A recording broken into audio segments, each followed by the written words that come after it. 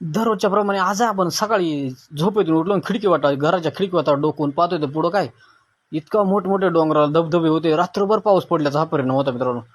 एकदम जोराचा पाऊस आणि आता पण एकदम जोराचा पाऊस झाला. ते बघा सगळे आपले वाघदोंडीची गिरणळ असेल, हे गणपतीचा झुरा, सगळे झुरे ओसंडीन वाहत होते. आणि म्हणला घरात बसून काय करायचं, चला आपण जाऊ शेताकडे. तर निघालो आपली छत्री घेऊन आणि चालू शेताकडे मित्रांनो.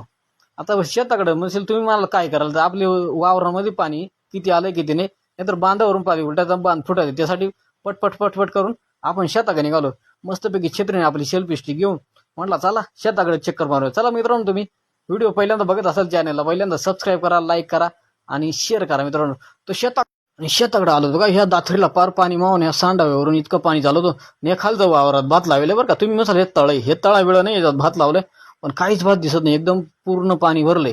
आणि मग तिथून निघालो आपण वरच्या शेताकडे, मस्त टेकडीनं वरती आणि टेकडीवर वरती चढून खाली बघितलं तर एक बाबा काय भारी नजारा होता. एकच नंबर, जसा एकदम सर्व निळं निळं पाण्यामुळं डोंगर ते एकदम धवळा दिसत होता. आणि तिकडून परत पाण्याच्या धारा आल्या होत्या. मग आलो वरती जाऊन, वरती जाऊ टेकडीवरून तून बघितलं आपली सगळी भातशेती खाली पाण्याने भरली होती. आणि इकडं आपल्या त्या वावरातला धबधबा होता ना, तो झुरा एकदम ओसंडून चालला होता. हे आपलं शेतातला भात, मस्तपैकी भातामध्ये आपण काड्या उभ्या केल्या जेणेकरून सशाने भात खाऊ नये म्हणून. तर मस्तपैकी भात ते आपलं होतं. काही पाणी त्याच्या एकदम मापात पाणी होतं त्याला, काही पाणी जास्त नव्हता. भरपूर सारा पाऊस पडला, 8 दिवस पाणी नव्हतं, परंतु शेतीला पूरक असा पाऊस झालाय मित्रांनो आमच्याकडे. तुमच्याकडे झाला का नाही नक्की कमेंट करून सांगा.